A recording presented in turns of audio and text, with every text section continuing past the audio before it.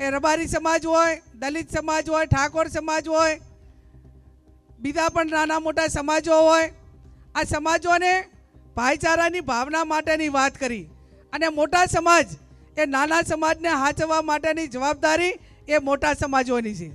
આ વાત ગિરીબેન ઠાકોરે કરસનપુરા ગામમાં એક માતાજીનો માંડવો હતો અને મંચ પરથી કરી છે। આમ તો એમણે પોતાના ભાષણમાં અનેક વસ્તુઓ કહી, ઠાકોર સમાજ વિશે પણ વાત કરી, પણ આ વાત સમજવા જેવી છે। છેલ્લા કેટલાય સમયથી ગુજરાતમાં એવી ઘટનાઓ સામે આવે છે કે જેમાં કાસ્ટના નામ પર એટલે જાતિના નામ પર ખૂબ બધો ઝેર ફેલાઈ રહ્યો છે।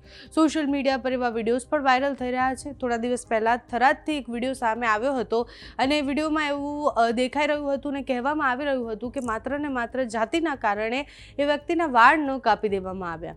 સુરેન્દ્રનગરની ઘટના હોય, વિસાવદરની ઘટના હોય કે પછી બીજા અનેક વિસ્તારોમાંથી સુરતથી આવતી ઘટનાઓ હોય, જાતિના નામ પર જે ઝેર ફેલાઈ રહ્યું છે, ગામડાઓમાં જે સ્થિતિ છે, એટલે ગામડાઓમાં તમે જાઓ તો તમને ખબર પડે કે હજુ પણ લોકો એ રૂઢિચુસ્ત વિચારો સાથે જીવી રહ્યા છે। હજુ પણ લોકો એમાં માને છે કે આપણે ઉપરના કાસ્ટના છીએ, આપણે નીચેના કાસ્ટના છીએ, અને શહેરમાં પણ એટલી બધી તસવીરો નથી બદલાઈ। એ તો ચર્ચામાં ગામડાના ઘટનાઓ અને ગામડાની ચર્ચા વધારે થતી હોય છે, એટલે એ કિસ્સા પણ વધારે આવતા હોય છે। થરાદના એ વિડીયો પછી બહુ બધા સવાલો થયા, એમાં એક્શન પણ લેવાય, એટલે ઘણી બધી ઘટનાઓમાં પોલીસ ત્વરિત એક્શન લઈ અને એટ્રોસિટીના કેસ પણ કરે છે। પણ ગામડું જે એવું કહેવામાં આવે કે ગામડામાં તો બધા જ લોકો બહુ સાથે રહેતા હોય, ભેગા રહેતા હોય, એમાં કોઈ એવી ભાવના ન હોય કે આ કાસ્ટમાંથી છે કે આ કાસ્ટમાંથી છે। પહેલાંના સમયમાં એવું થતું હતું, પણ અત્યારે જેમ જેમ એજ્યુકેશન વધ્યું કે પછી ધીરે ધીરે બધા જ ભેગા રહેવા લાગ્યા, એમ એ સ્થિતિ બદલાવી જોઈતી હતી, પણ કમનસીબે હજી પણ એવા વિડીયો સામે આવે છે। ગિરીબેન ઠાકોર એ ગામમાં જ્યારે ભાષણ આપી રહ્યા હતા ત્યારે એવું કહી રહ્યા હતા કે ઉપરના કાસ્ટના લોકોની જવાબદારી છે કે એ નીચેના કાસ્ટના લોકોને સાચવી લે। એવું કહેતા દેખાયા કે કોઈ પણ સમાજના યુવાન કે ભાણીઓ કોઈ ગામમાં આવે છે તો પછી એ બધાનો ભાણિયો થઈ જાય છે અને એને એવી રીતના સાચવવામાં આવે છે। એટલે એમને કોઈ જ ઘટનાની વાત નથી કરી, પણ એમનો સંકેત ખૂબ સ્પષ્ટ હતો કે આ પ્રકારની રાજનીતિ કે પછી આ પ્રકારની વિષયો જે ગામડાઓમાં અત્યારે ચર્ચામાં આવી રહ્યા છે એનાથી આપણે દૂર રહીએ। આપણે ઠાકોર સમાજમાંથી આવીએ છીએ, બીજા જે પણ સમાજમાંથી આવતા લોકો હોય અને જે વર્ણ વ્યવસ્થાની આપણે વાત કરતા હતા એમાંથી જો નીચેના કાસ્ટના લોકો પણ હોય ગામમાં, તો આપણે બધાએ ભેગા મળીને એમને સાચવવાના છે। એટલે ગિરીબેન ઠાકોરે કોઈ જ ઘટના નહીં, પરંતુ અત્યારની જે સ્થિતિ છે એ જોતા ગામના લોકોને અને સાથે જ ઠાકોર સમાજને સલાહ આપી છે। તો ગિરીબેન ઠાકોરે જે કહ્યું તે સાંભળો।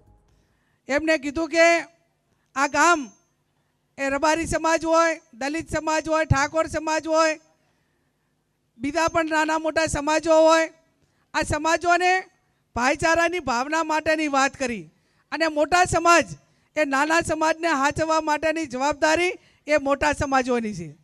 આજે આપણી સંસ્કૃતિ રહી છે, આપણી પરંપરા રહી છે કે ગામની અંદર એક વાલ્મીકી સમાજમાંથી કોઈ બહાર આપણે દીકરીના લગ્ન કરેલા હોય અને એનો ભાણિયો ગામની અંદર આવે ને, તો એ દલિત સમાજ હોય, ઠાકોર સમાજ હોય કે રબારી સમાજ હોય, એને ભાણિયા તરીકે બધાય નવાજે છે। એ આપણી આજે પણ સંસ્કૃતિ રહી છે। અને સંસ્કૃતિ શા માટે રહી કે આપણી ભાઈચારાની ભાવના ગામડાની અંદર આજે પણ સાચવાઈ રહી છે।